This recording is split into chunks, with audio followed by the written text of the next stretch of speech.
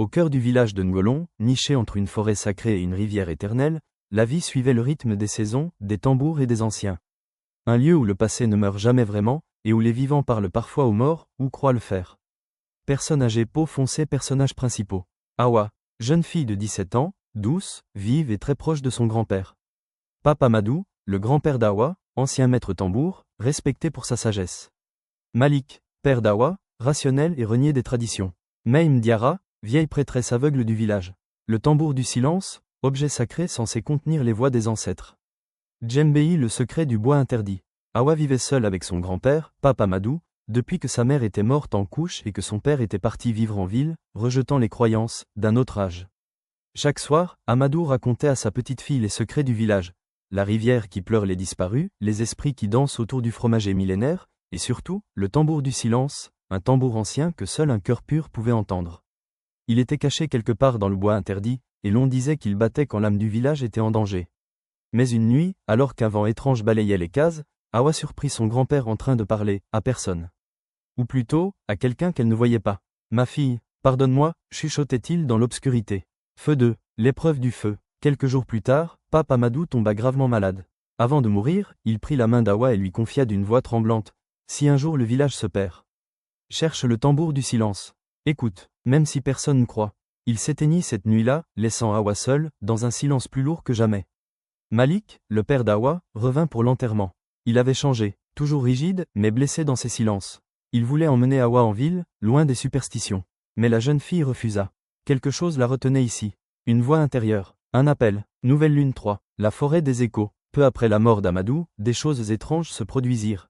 Les récoltes pourrissaient sans raison, les enfants faisaient des cauchemars identiques, et la rivière arrêta de couler.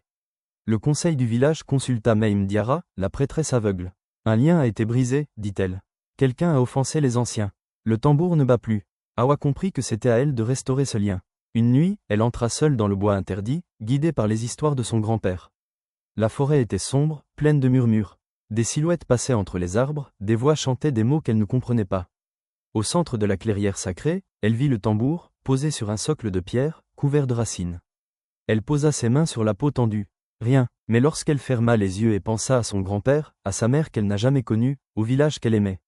Le tambour résonna, pas un son, mais une vibration, un battement dans son cœur. Colombe 4, les vérités cachées. À son retour, tout le monde pensait qu'elle était devenue folle. Même son père tenta de la faire exorciser. Mais cette nuit-là, les tambours du village se mirent à jouer seuls, et la rivière coula de nouveau. Maïm Diarra fit alors une révélation. Awa était l'héritière spirituelle de son grand-père. Une écouteuse, capable d'entendre ce que d'autres ignorent. Elle devait protéger la mémoire du village. Malik, bouleversé, avoua que lorsqu'il était jeune, il avait volé le tambour pour le vendre, pensant aux dettes de la famille.